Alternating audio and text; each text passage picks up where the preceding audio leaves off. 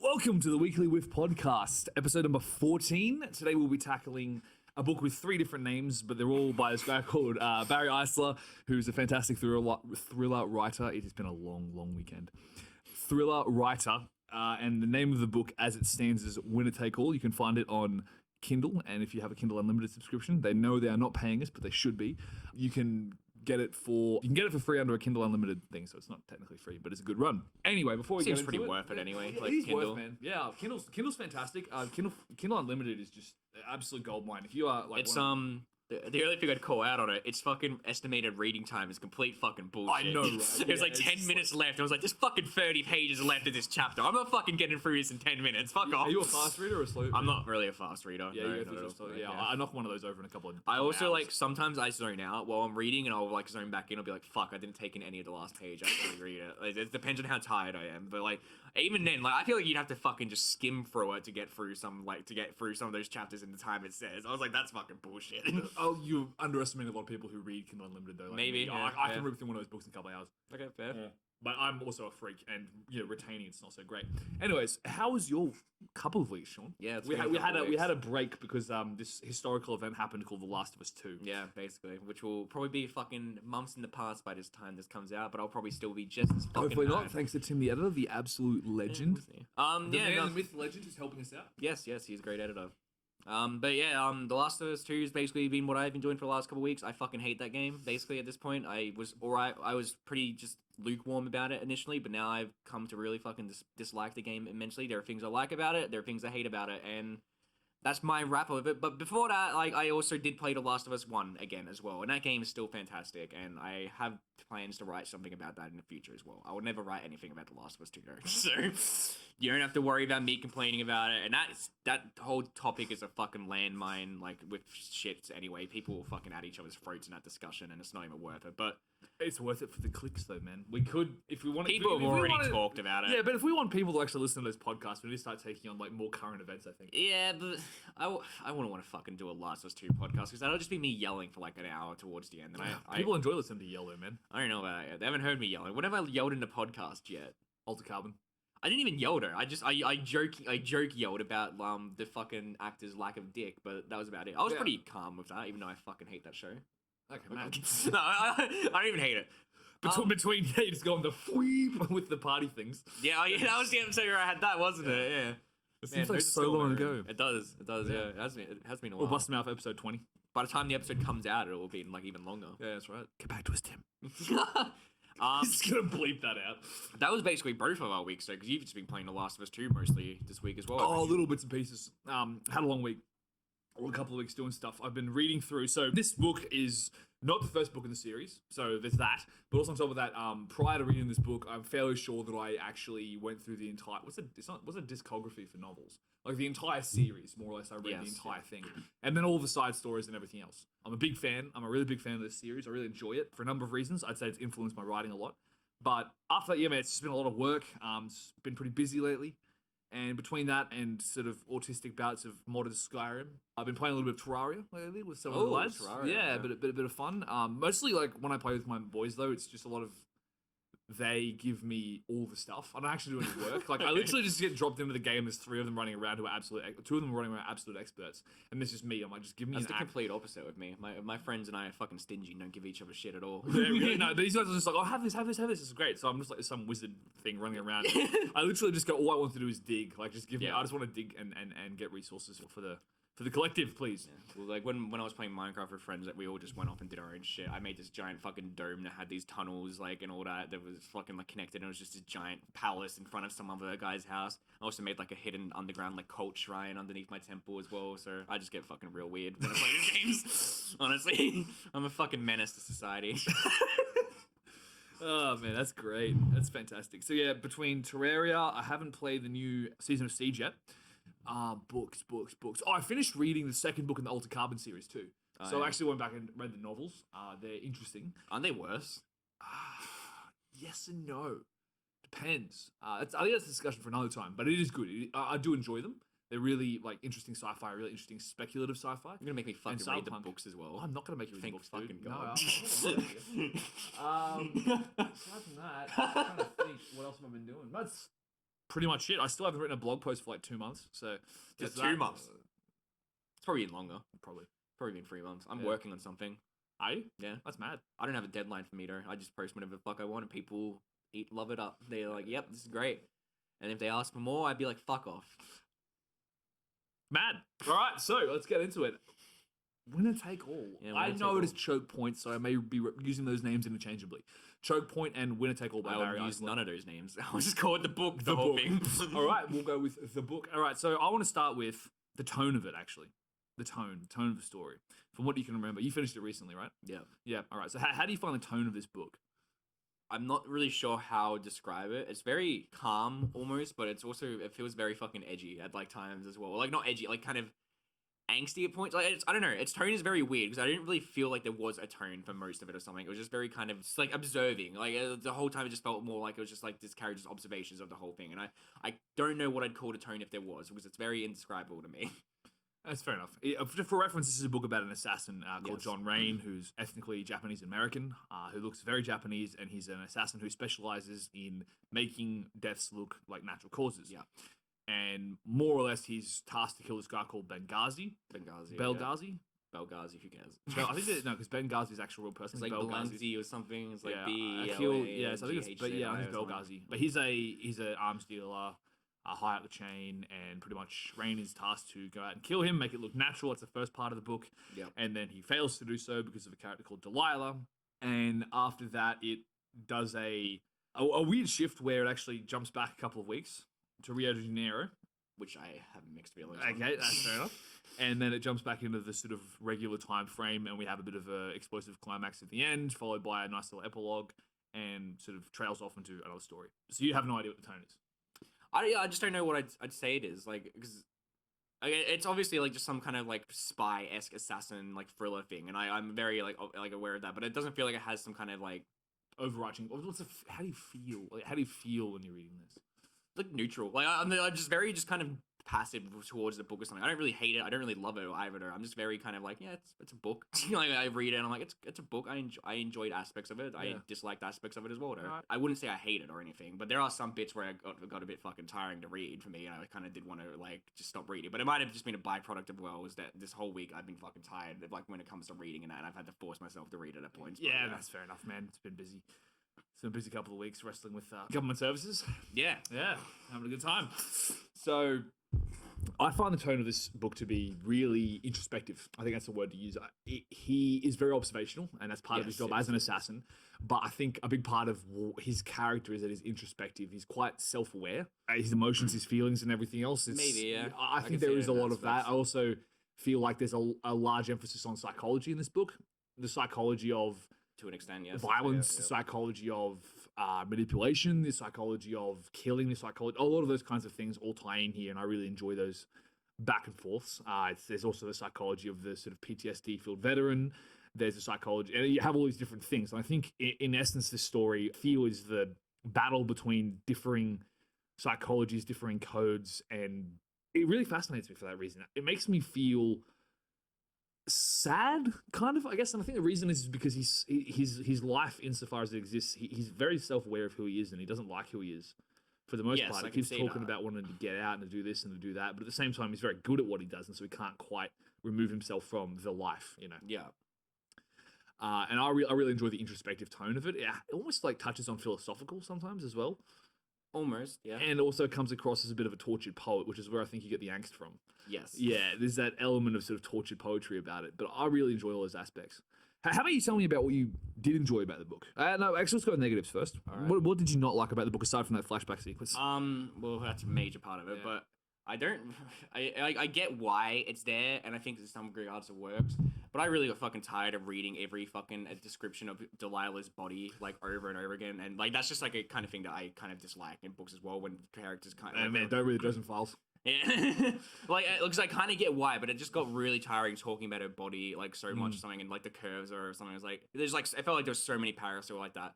But in the same like time, that ties into something that I like, where I like how observational the main character is, because I think it makes sense that he'd be observational, would point out all these things. But every time, like by the time like he was having sex with Delilah, I kind of started skimming through the paragraphs where he was describing Delilah, because I was like, I'm fucking sick of reading this shit over and over again. Yeah. But I also I also felt he was a bit harsh to some of his friends, like throughout the thing. But I kind of think that was what, like towards the end, they kind of acknowledged that a bit. But some of the times where like he treated his fucking like the guy behind the computer, for example. Kanazaki. Yeah. Some of the times where he was like treating him, I was like, this is a bit harsh. Like, leave the poor kid alone, dude. Like, this is a bit like, leave him alone. Like, you're being a twat just for the sake of being a twat here. Like, and like there was like a point where he like full on like cut him off, and then the guy was like, I'm trying to explain it. Will you let me explain? I was like, yeah, fucking let him explain. Yeah, but there's a counterpoint of the game that the other guy. Yeah, I know, but like to a certain extent, I was like, he's trying to explain, and you're just being pedantic about details here. Let him finish, for fuck's sake. I don't know. Towards the end, I was like, you're a bit of a twat to this poor kid. I leave him alone. Like, yeah, but they do acknowledge it as well. Yeah, I know, but at a certain point, I was just like, this is fucking like you're just pedantic. It's like calling him out on some details when he's getting to the point. I was like, I don't really like how Delilah's backstory was talked about either or something, especially what the main character says, because he says, oh, you're lucky to have a relationship like that when she's talking about like the older relationship thing. And I was like, I don't know if I like that description of like she's lucky to have that relationship, because that seems very sad, like how she kind of had this like weird sexual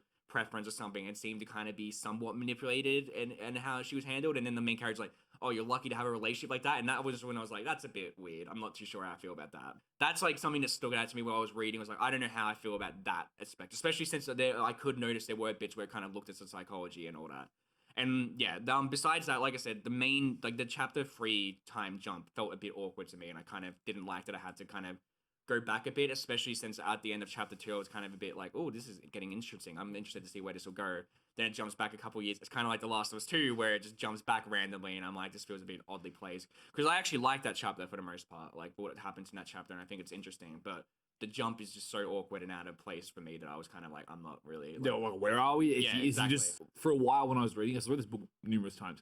And I think when you read that, you think he's just traveled off to Brazil. Yeah, no, I straight up thought that as well. I was like, what the fuck? He's just like bailed and then he's coming back. But then actually, honestly, it was only the last couple of read-throughs. It's like, hang on a second, this is a flashback. Yeah. It's not made very obvious. I figured out as a flashback, like, I think around halfway. But then I was like, this is a bit out of, like, the field or something. Because I don't think because at the same time, it's not really something to start the book with as well, but it just feels like maybe, because you said this in the first book in the series, maybe if I read the series from start to finish, I'd be less awkward to me. But just for the sake of this book, it feels a bit like what The Last of Us 2 does, where it's just like, it's at this kind of like intense point, and then it jumps back, and you're kind of like, wait, I want to know what's going on now. It's a dynamic shift, and it's pretty jarring. I'll agree with that one. Yeah. It's, I think, honestly, as well, the reason I picked this one out of all the series is because, to me, it actually feels like, out of the series, it's where the rubber really hits the road. Okay. And it's also the first one I read. Yeah, I do want to stress with it. While I do have issues with it, these are more issues that I kind of have just with this genre as a whole, where I don't really like spy assassin movies, because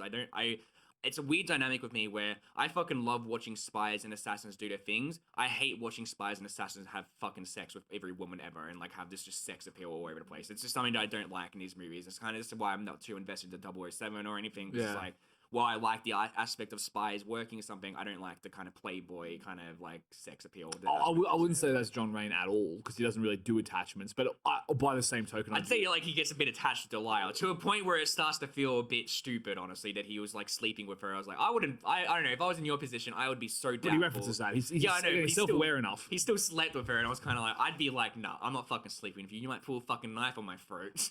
Or anything, yeah. So, like I said, I just those aspects of spy things are kind of very inherent in the genre as a whole, that you kind of can't take it out.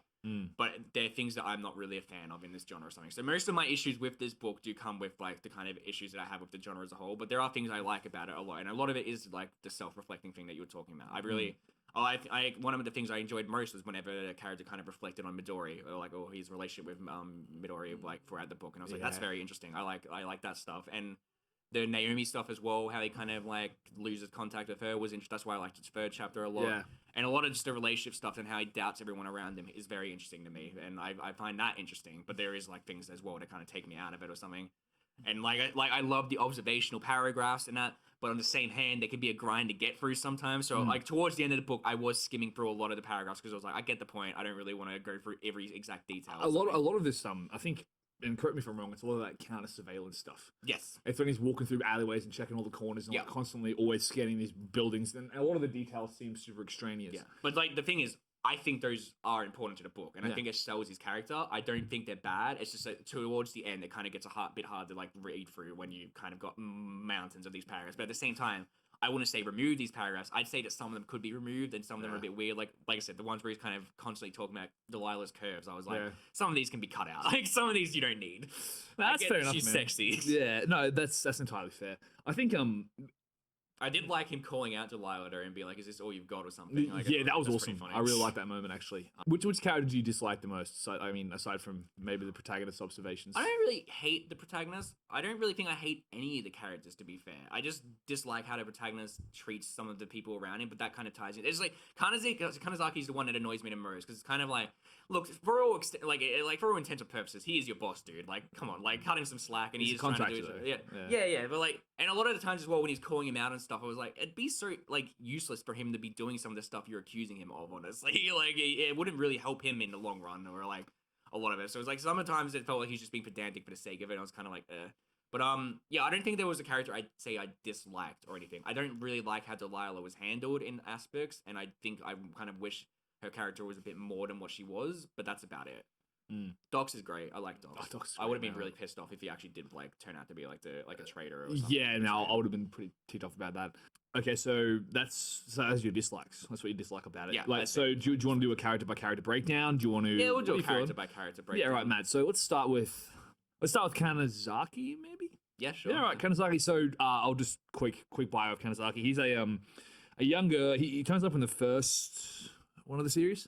He's so he's in the very first book. He's a young CIA operative who's about to get screwed over by his boss, and his boss talks to Rain, the main character, to take out a contract on him and basically do him in. And Rain refuses to do this and actually warns Kanazaki about it. And so as a result, Kanazaki feels like he owes Rain, and so he starts off as a junior. Now he's moved up in the world since then. Now he sort of handles the Near East sector, which takes over Japan, and this entire story is mostly set in Macau. Yes. Yeah, so Macau, and it's also sort of around that Hong Kong area. Yeah. As well. Travels all over the place though. He does, and I really like those like setting locations. I think part of that description really goes well into those locations. Like, you can really tell that the writer has been there before. It really makes these places feel lived in and I real. could definitely say that. It does. Even though I don't know these places, I kind of do have a kind of pretty clear image when like reading some of these paragraphs. Even just the small cultural things, man. Like he's the sort of we'll get into what we like about it, but it's essentially Kanazaki is he's a CIA operative, and he hires Rain to knock over Benghazi. And so the whole way through, he's trying to fight.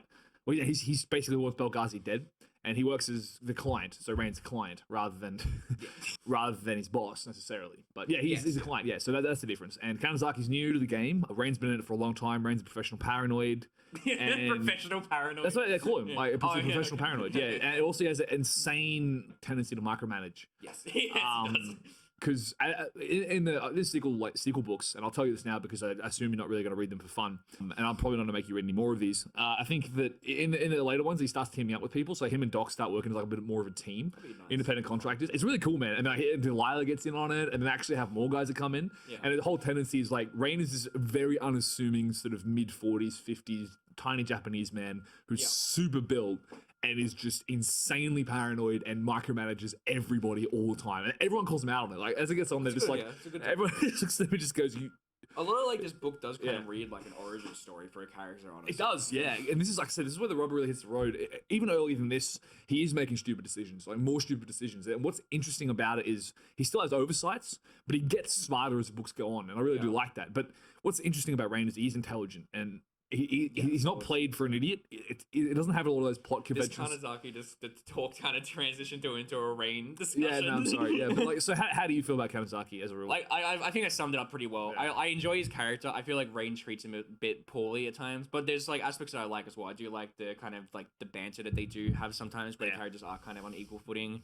I feel like I like Kanazaki, but I do kind of just feel bad for how many times they kind of emphasize on him like screwing up or being young or something. Yeah. Like, this poor guy. He's just this poor guy. He gets better. He gets like smarter, wiser, better blooded. I could imagine that, honestly, and I would be something interesting to read as well about and seeing him grow as well as the other characters. But more or less, like for most of the story, he functions as a voice on the phone. Yeah, and he's right at the end. No, I don't think he even actually sees him. He isn't even at the end. You see, when he meets up with him in the middle, I think. in Rio. Yeah, they meet up in Rio once. Yes, That's yeah. right. Yeah, I think after that he doesn't, but they do have calls. Yeah. So Yeah. Kanazaki's kind of the instigator. He's a guy with the mission. He's a guy who reaches out and finds Rain through Naomi. Rain also did, for a fair bit of the book as well, withhold information while expecting Kanazaki to give him information as well. So it's very like hypocrite, like him like not talking about Delilah or something. It's like, look, I know you fucking have this like this crush on her right now, basically, or something. But I feel like if you want Kanazaki to help, it might be helpful to give some information in return. Yeah, but that's the problem with being a paranoid. Yeah, right? I know, yes, but I like that stuff like that. I was just like, Kanazaki's just fucking trying to do his best, and he's got like all these fucking like they even pointed out where he was like, oh, I don't imagine what it'd be like having to work with people like kind of like me and Docs or something. Yeah. Like, at least you're aware. Yeah, at least you're aware. It's tough. Yeah, it would be tough, like having to handle Docs and I, let alone but everything else. But he also like he does, it's that whole kind of uncle thing, or older brother thing. Like, he's doing his best. It's cute, and he'll get there eventually. It's but like when Docs like steals headphones or something, and like steals the phone off him. And he's got a date of your own. Yeah. That's right. Yeah. All right, cool. Okay, let's go on to Delilah now. She's a honey trap. That's right. She is she's the Israeli Mossad agent. Yep. Who's mildly French, or comes off as mildly French, and is essentially she's sleeping with Belghazi when Rain first meets her in the suite. And then she's actually got an agenda of her own. So he's there to kill her. She needs to get something from Belghazi's computer and can't do it if Belghazi is dead. Yeah. And so they meet up there. She basically stops Rain from doing his job.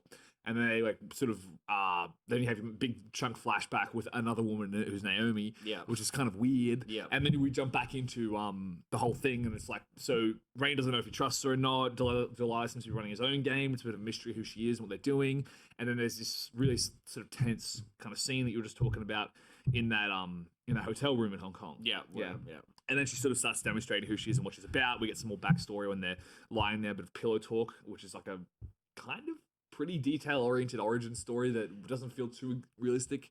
Yeah, I guess would be one of your complaints. And then she turns up right at the end. Yeah. Like complaining like her detailed backstory is just kind of how it's handled, where it's like very like it's very like I don't want to say problematic in the bad sense. It's problematic in the sense that what happened to her kind of formed who she was as a person, and you can kind of see that.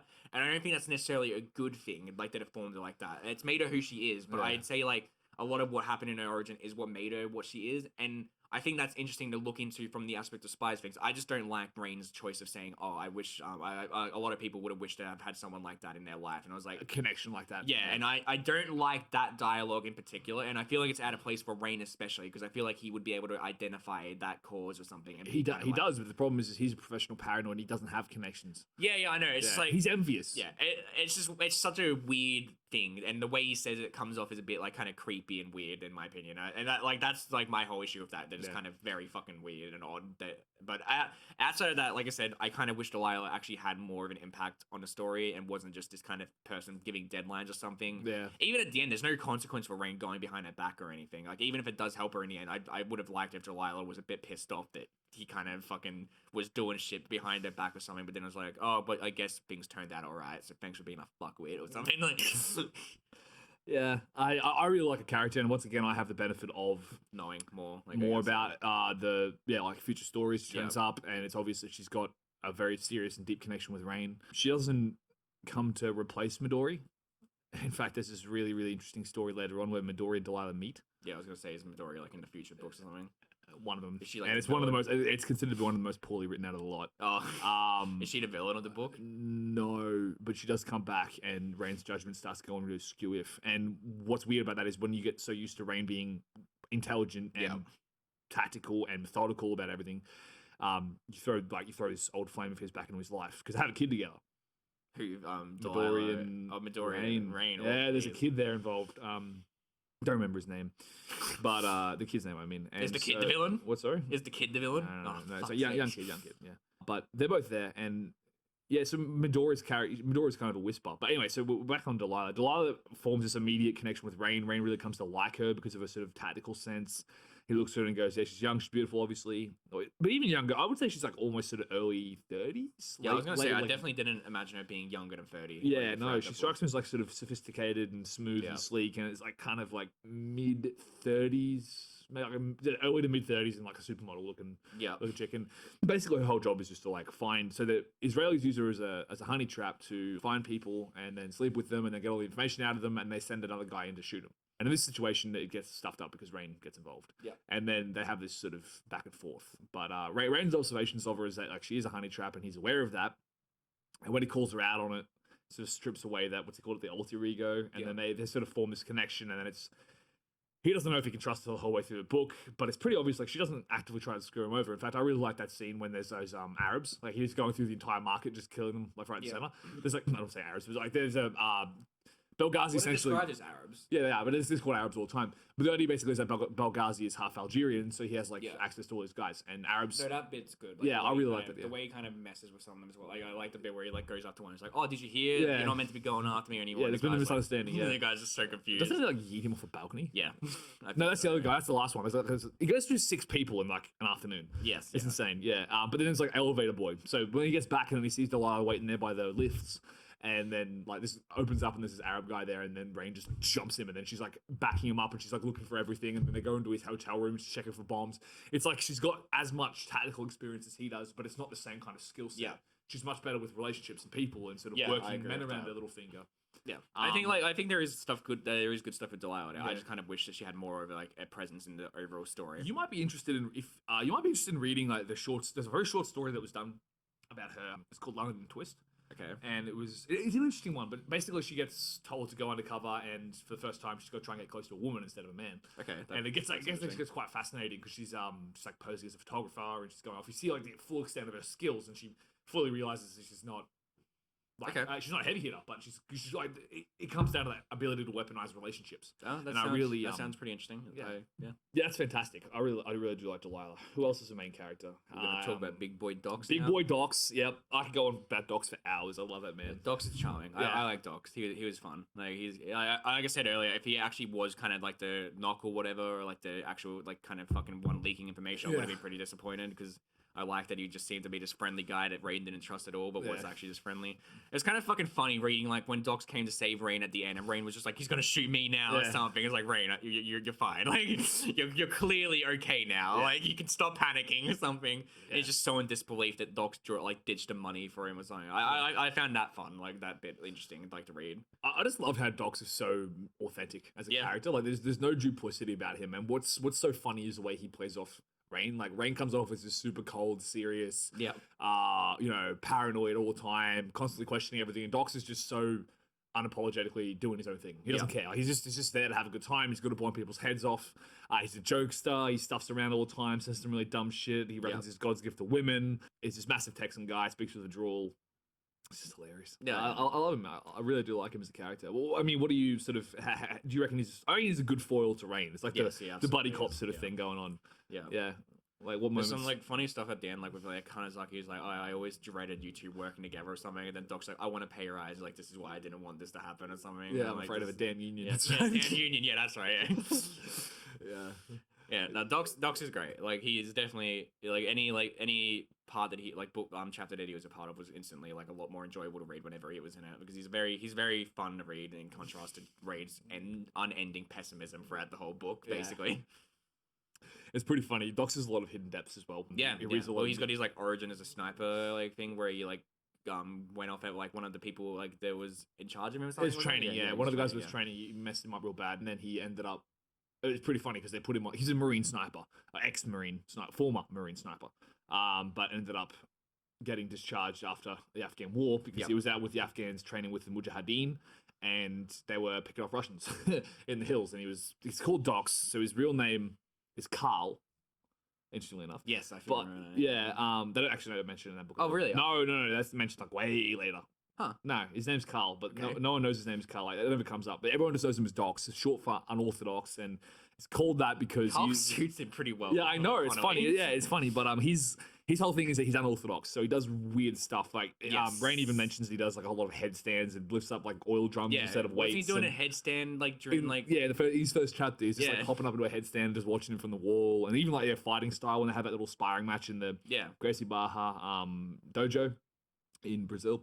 It's mad. I really like the way he sort of operates, and this, even the fact that that guy that goofy is a sniper, like the whole Yeah. the whole meme of the sniper being like the cold hard assassin. Yeah, which well, they even drives us acknowledge so much. that or something Yeah, where he so- says that like he just likes to take it easy or something, and then Yeah. like there's the bit at the end where he's like homing in on Blasey or whatever, Yeah. and then like he's John Rain's like, oh, I don't want to tell you the money because it might distract you or something. Yeah. But then he like gets told and he's still very focused and all that. Yeah. But there's aspects that like one of the things that made me like him pretty well was like with him being offered like the money to kill Rain or something, but he was like, nah, I didn't want it. I didn't want to kill He you. goes or up and something. tells Rain that was the case, Yeah. and then gives him pictures of the guy, so Rain actually tracks this guy down and Yeah. then kills him. But then it ends up working against Docs in a way because Rain becomes suspicious because of that. Like when Yeah. he finds out that Docs could have potentially been the fucking spy or something. Yeah. So it's funny in that sense. But it's yeah, that's why I like Docs, that he was just the genuine, like, and he wasn't like deceitful or anything, or at least Yeah. not in this book. Maybe No, he's like turned later out on, to be- man, he plays to his strengths a lot, and I Okay. think the best thing about Docs is that he is that foil the Rain, and he does it so well. The next book over, it's called probably haven't got the name right anyway at this point because they've changed names 3 times, but 1, 2, yeah. So I've changed. Is there a names reason twice. why they kept changing the names? I think it was because the writer wanted a certain name for it, and they kept coming up with it was all rain themed for a while. It was like Rainstorm and yes. I like, think I Hard Rain. And I all think sorts that's one of the ones I found like when I was looking up Yeah. the books, and then I saw like Hard Rain or something. Yeah, and I don't know how it works, but anyway, he ended up changing it to Winner Take All. But yeah, no, there's just a reason for Winner that. Takes All. Yeah, Works. Winner Takes All because that's the whole idea. Yeah, Yeah. there's- It's very fucking like mentioned, like it's bluntly stated in the book, like what yeah, like title drop, bro.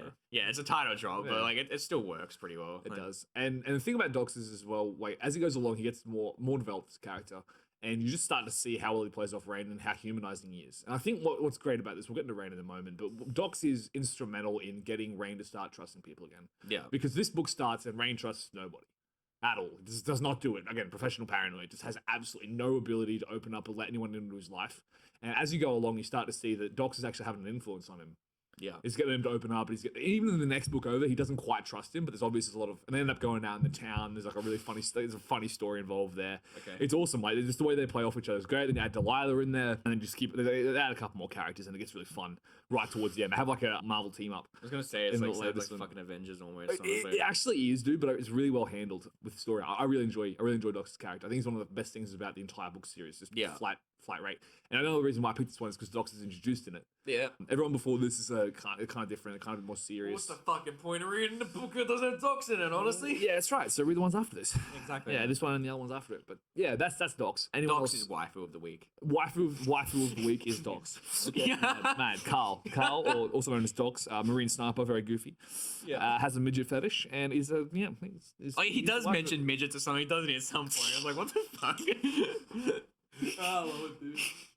He's so funny. He just says some of the most messed I up liked like shit. when he was eating the caterpillar soup as well, and then like the guy, and then like Rain explained what it was, and he Yeah. froze from her, and then he's like, and then just He's eating it like, or well, it's something. good enough for them. It's good enough for me. Yeah. That's right. Caterpillar fungus soup. Yeah. Yeah. No, Doc's It's also great. interesting. Yeah. Also, like his backstory is good in that he is a subversion. He's a walking contradiction in a lot of ways. Yeah, Which is why his name comes from, because there's that whole idea of he's a supposed to be sniper, he's supposed to be cold and hard and emotionless. He's the complete opposite. But when he gets behind the scope, he's still that guy. exactly. Yeah. Absolutely. And so who else do we have? We've got Belghazi. Yeah, Boghazi. Boghazi's I don't think there's much to say about Boghazi. He's just a bad guy. He's Just like a pretty good boss fight right at the he's end of the story. Yeah, he's a bit more perspective. He's like pretty perceptive as well. Like he does Yeah. kind of identify Rain pretty immediately, which is pretty surprising. Like I wouldn't expect it for Yeah. kind of like first boss basically of a Yeah. series or something. Or like obviously there's a book before this, but like he seems like kind of a basic like starting boss. And I imagine bosses later on would become a bit more troublesome. It depends on the book, but yeah, most of the time they're really good. And Hilgo does come back a couple of Yeah. times. Yeah, so he's he saying like when he like left like the like Book of Light, I was like, okay, he seems like the kind of fucking he's in the next book. He's also behind the events of the next book, if I remember correctly. And then after that, he is the main bad guy of a story called Requiem for an Assassin. And in this story, what a fucking title. yeah, Requiem and in for this an story, Docs gets kidnapped in the first couple of chapters and then held to ransom. And Rain has to kill people for free to try and find out where Docs is, and then Hilga's got him. Okay. Yeah, and it's Docs is in captivity, getting waterboarded, and you can imagine the kind of jokes and I stuff was that's gonna coming say, up there. yeah, if you fucking He was can hear pretty his funny, jokes all man. the time. Yeah, oh, dude, it's brutal. But all right, we'll talk about Rain now. How do you find Rain as a protagonist? We've already mind mentioned him. some bits and pieces, Yeah, but I don't mind him. I think there's aspects of him that I like. Like I said, I find that his pedanticness with Mizaki does get a bit tiring at points. And I feel like at a couple points he does get a bit too pedantic. He, like I said, I think he's a bit of a fucking pervert at points as well with how much he focuses on Delilah's features. I'm kind of like, this is a bit fucking like, dude, can you move on a bit or something? But I think that he works for what he is. I do think that there is that kind of level of self-awareness, and I said earlier as well that I do enjoy his kind of connections with Midori and Naomi in particular as well, because I think it does kind of show like this pessimism that's in him, and it like I find that interesting. I find of course, that it's fun and aspect of interesting. him- It's depressing as fuck. Yeah, that basically. Yeah. It's not really depressing. It's kind of. It is kind of. I look at It's sad. It's your normal sad boy hours. Sad boy hours fucking- with John Rain. I was fucking raised in these sad boy hours. Molded by it. Oh boy.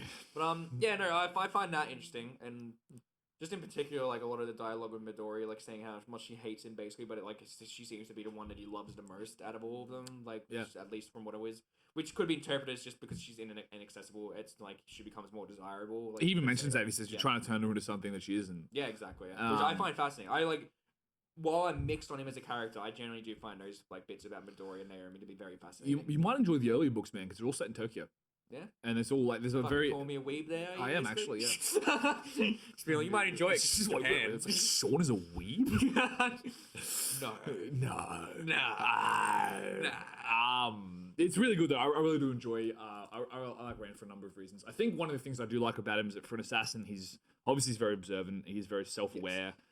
I do think that a lot of spy stuff and like assassin stuff do kind of miss the idea of like making it look like the character is actually observant. Rain is definitely observant, is what I'd say. I'd say he's too fucking observant to be enjoyable to read at times, but he's really observant. I think I'm going to get into this after we talk about Rain, because there's some stuff about this book that I really enjoy. And it's got to do with the tone. It's also got to do with how seriously they take the realism.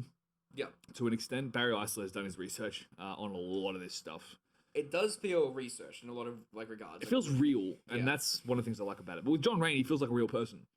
It feels like he's a character construction. He does, in some senses, he's almost a subversion of your typical James Bond kind of In assassin other ways, type yeah. guy, because there is this element of realism in that, like he actually goes through all the stages you would need to pick up and assassinate and make something look realistic. Yes. I mean, the entire section with Crawley where he breaks into his house and then like lays Yes, him that on was the mat and really stuff. interesting. Yeah. Like very forensic, Yeah. you know. And the same with Belghazi, the way he drugs his drink and then follows him up into the thing and sets himself up in that sling underneath the bathroom sink, and then like comes out and tries to knock him over. The way he takes out those Arabs as well, like the way he goes through the entire marketplace, and also we were talking about surveillance earlier. This idea that for the uninitiated, it's the whole idea of when you're doing spy stuff. A big thing is observing whether or not you're being followed, you're being watched. And he says this as if he's like a spy himself. Oh, really not. No, I read a lot of this book. just the way you said it, like when you're doing spy stuff, I was like, I don't he's know, a no. spy confirmed. No, definitely not. Is this like a Definitely government not. fucking funded? Dude, podcast? no, it's definitely not a government funded. You work for a fucking spy, aren't you? I was trying to keep that off the air. Oh, Tim, edit that out. Now it's gonna look even more suspicious. Oh. Tim, censor that. I've never more genuinely meant censor something than I have then. Shaun did it. He fucked up. Shaun finally had to censor something. Hooray! I don't have party poppers. It's fine. They don't even know which one, so it's okay. Just completely derailed my podcast, bro. Yeah. Fuck yeah. Oh boy. We were talking about Realism, spy stuff, yeah, spy stuff. And I know I'm not some expert on this, but I have looked into it a little bit just because of the series actually, and spoken to some guys who are doing spy studies and things like that. And one of the big things is one of the guys we live with. Yeah, sorry. So I thought you were gonna say talk to some guys to ask spies. No. What? Guys who are fanboys as well, like fellow fanboys, and looked on online. The whole counter surveillance thing is really good. And this book is set early 2000s, so it's just after 9/11. Yes. Yeah. So there's a lot less CCTV. There's a lot of 9/11. Yeah, there's a lot less CCTV cameras, particularly in Macau. But again, the way he reads rooms, the way he does all his surveillance routes, the way he observes absolutely every detail of everything around him. This is one of the things that makes it a little bit exhaustive to read if you're not super interested in details. Yes. I read this probably when I was 15, 16, so I started doing all this kind of stuff, started getting paranoid, started like, checking all my corners and doing that kind of crap. Like, you hear me ever doing that crap comes from this book. I read it at a very formative time in my life, I think. But there is a real. The point I was trying to get at is there is a real serious element of craft to this book, and you can tell that the guy writing it has had some experience. It was a former guy at the CIA in an actual area doing this running these kinds of operations. Not assassination operations, obviously, but that we know. intelligence stuff. Not that we know. He could be. Could be. I'm calling him out right now. I'm not gonna want to say yes or no. I'm gonna call him out right now. He's a spy. He's gonna have to come assassinate me if he wants me to be silenced. I did say earlier that with my stance of these kind of things like spy/assassin things is that I normally like spy assassin stuff, but normally hate the flirty stuff. Yeah. So I will state right now, I really love the spy assassin stuff in this like book, and I thought it was a lot of fun and was what I would like imagine for like this kind of operative to like act. I think it's great. I think the actual stuff where he's being a spy/assassin. I keep saying spy/assassin because it's kind of interchangeable at points. Because at some points he's kind of being like doing Renaissance or whatever, and like kind of watching reconnaissance, whatever. I don't fucking speak English. And then interestingly, for a weeb, he doesn't speak Japanese either. No, I don't speak at all. Yeah, dude. Anyway, I lost my train. I'm sorry. I just do a podcast with a chair and it has a voice. Yeah, doing two voices. I'm projecting my mind voices to all of you. That's right. But he the spy. Just chilling out in your room playing speedrunner. Yeah, the assassin shit's fun. I like it a lot, and I think it's really fun. Like I said, that segment where he kills like 6 people is pretty fun. Him like the way he kind of like tracks karate at the start of the book is pretty fun as well. And then like when karate turns around and like notices him for a second, like that kind of idea, like just a brief notice or whatever.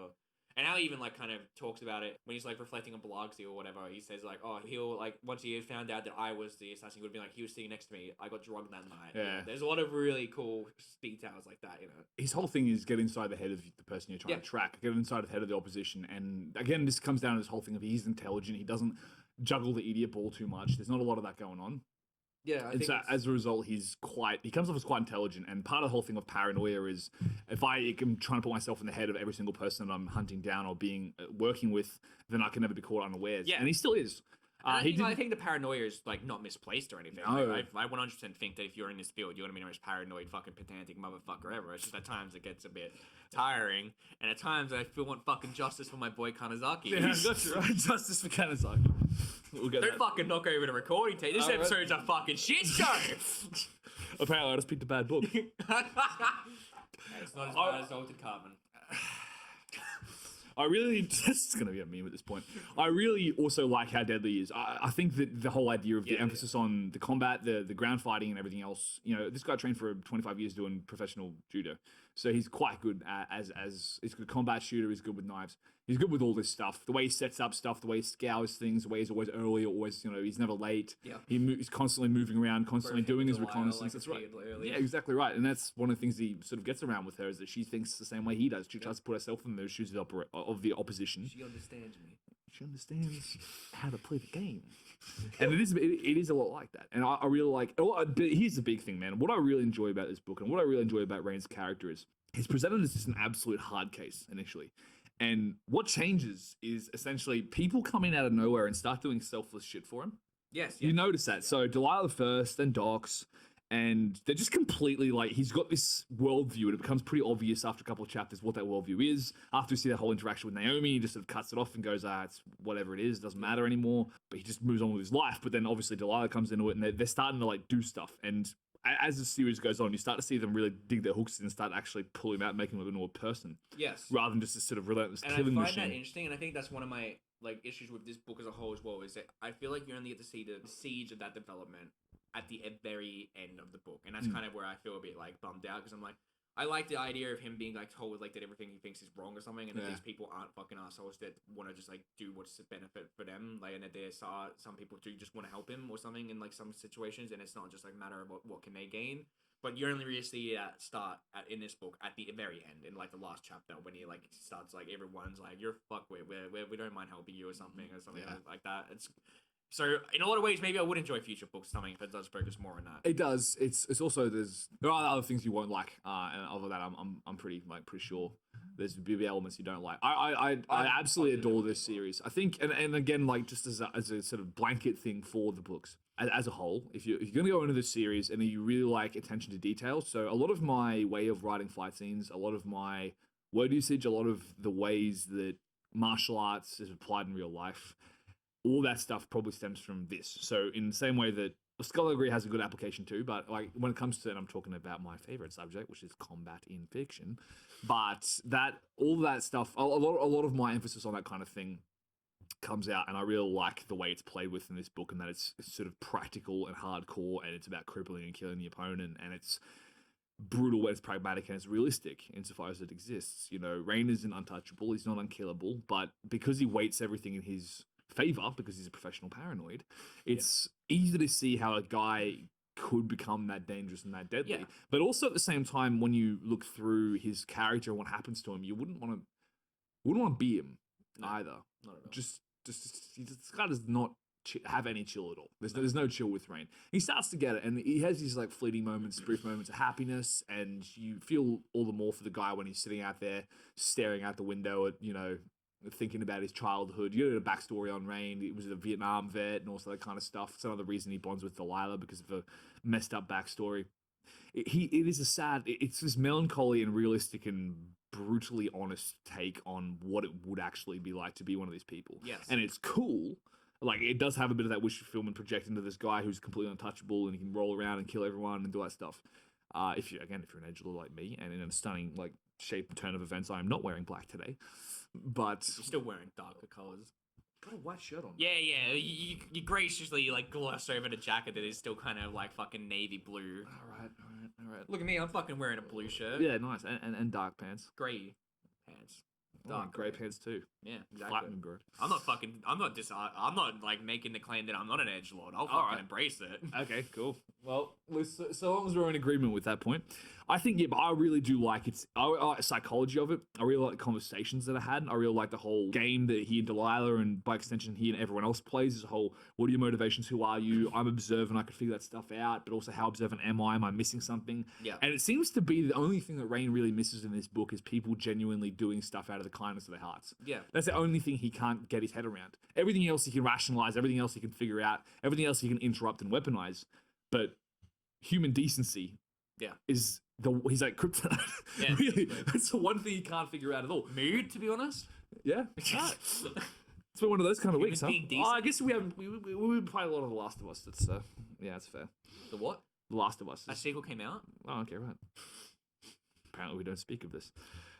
Yeah. All right, so Yeah, no, but on the whole, yeah. I will acknowledge that, honestly, upon reflecting on it and talking about it now, Yeah. I actually like the book a bit more. Like, Yeah. after doing this discussion, I definitely was a bit lukewarm with it, but I have a bit more positive feelings with the book after doing this discussion. Yeah, probably just because I've opened up a small door of hope that there's actually better stuff out there in this. Well, series. yeah, like, because like I did think that there was interesting stuff there. I just have like, and I think my issues with it still stand. I still do dislike aspects of it, and I don't think it's perfect. But I think that is a lot of kind of stuff that is just inherent with the genre as a whole. That kind of like, I don't expect it should be taken out of it, because I think if you take some of the aspects out, it doesn't really work as well. It's the thriller thing, man. Exactly. It's big on short, sharp, punchy chapters, big cliffhangers, beautiful women, exotic locations, all the rest. And just as a side note, we gotta wrap this pod up soon. I just but want more beautiful, muscling men like dogs in my life. all right, got you right. Okay. We're gonna have to wrap it up soon. Oh, we're just Like chilling. fucking 50 minutes in. This is All like right. the shortest one yet. Okay, because right. Tim's like a fantastic editor. He's probably gonna edit out. Like There's gonna 10 be like a minutes. 10-minute segment of us just laughing about my employment, so Yeah. I guess we can shave that off. Nah. He's not gonna edit that. He's gonna leave it all in. He's gonna edit Love it. you, Tim. Tim's just perfect because he looks at our fucking content. He's like, this is all shit, and just cuts it all out. He So loves then we it. get like half loves it. footage. Yeah. You know? No, but I really enjoy the locations. I think that the attention to detail that Rain has is amazing, because Eisler, through Rain, is able to capture certain places in the world as they were back then almost perfectly. I mean, the way he describes Rio in Rio de Janeiro, in Brazil, I can't English. In Brazil, the way he gets to Tokyo, the way he talks about coffee and whiskey bars and jazz, Macau, Hong Kong, all these different places, these locations. He talks about the culture. That even like you notice, is always in that paragraphs of descriptions. He always has this time to sort of look at other people just living their lives and be jealous of them. Yep. And I really enjoy that aspect too, because it sort of shows how removed he is from them as well. He is not very much in touch with once again human decency. He doesn't understand it, and he envies them. Yeah. And he does hate himself. Yes, he does. There is an element of that. There's a lot of self-hatred. There's a lot of duality between him, like the contract killer, and him, the sort of slightly philosophical, mildly cultured chameleon that he is, fitting into different cultures and doing different things. It's all there, and I really, really like the way he describes those places. I think it just adds this sort of color and spice to the story. And once again, I think the best thing about this entire book and this entire book series really is its ability to take that guy, you see how he's formed into that creature, that person, and then you sort of see how he goes down this, you sort of see how these people come into his life and pull him away from the absolute brink of descending into being a cold-blooded edgelord. Yeah. Really, man, like, if there is a message perhaps in it, is that it doesn't matter how untouchable, how dangerous, and how violent or how skilled you are at anything, human beings still really mean something, and human interact and genuine human, like, if you build up walls around yourself in your psychology and you want to shut everyone out, you think you know everyone, and you spend all your time observing and trying to figure everything out, push comes to shove, you will not understand human decency, and your life will be less because of it. And I see that in Rain, and that's our moral of the story for the weekly Whiff. But I think with that, edgelords. Yeah, right. Well, if you talking about you, all right. Human decency is so meek, bro. I want to start punching back to someone's mouse. No, I wasn't talking about you. All right. I was talking about them. Oh. Okay. Have friends. It's good for your soul. Fuck people. Don't have friends. Be an edgelord. Pete's talking about his favorite book, and I'm just fucking derailing the podcast. It's amazing. We have fun here. So, I have a question for the audience. Ooh. Shaun and I have been fielding an idea for doing segmented podcasts. Oh, God. So, any of you listening to this, and let's be honest, if I put this up on Twitter, there's going to be about 3 people who actually read these books, so there might be like 1 person. Although, I'll be honest, if Barry Eisler shouts me out on Twitter, I'm going to be so happy. I'm going to tweet that he sucks. Barry Eisler's got more important things to do than, like, listen to this podcast. But if you are listening, man, you're an amazing writer, and I would love to buy you a beer if you're ever in Sydney. He's definitely a good writer. Like, his writing is very good in it. Even if I do find, like, the details to be a bit... There you go. Standing offer. Barry Eisler, get in contact with me. I'll buy you a beer, and I'll try and turn up early because you're probably going to be in a different building at a different time if your character's anything to go by. No, if there are people listening, like, to this podcast, don't, like... ask questions, please. And also, like, we've got ideas for segments, so we've got one, like, Shaun's Shaun's contribution. Let's leave that one out. That's a joke. It's the same way you left alone my place of employment. Well, I didn't say you work at this place. Okay, that's fine. It's fine. Well, we've got segment ideas. We've got segment ideas. We want to know. We would love to hear from you guys what you think good segment ideas would be. So we have our weekly catch up, and then we just basically splurg on about a story for 40-something minutes. Exactly. And we would love to hear, do you guys have any game ideas? Do you guys have any other stuff you want us to talk about? Do you want us to discuss genre more? Yeah. Do you have any suggestions of what we should actually cover on the podcast so we don't have to think for ourselves? That kind of stuff. Or tell us where we suck. Should we have some guests on? Like, do you want more than no guests? All right, straight up. Okay, so I want to start a campaign to actually get Shaun to socialize more. So I want to bring in a third party into this podcast. We've already got a couple of ideas. I've also got a couple of people who we definitely don't want to bring in. But if you want to see more people on this podcast, please let us know, because a third person to balance out my enthusiasm and Shaun's unending pessimism, panache, we can do that, and we would love to do that. But anyway, I will call that to a halt. It was a bit of a train wreck, this one. Yeah, it was really. All thanks to me. Mission accomplished, boys. I'm just gonna derail.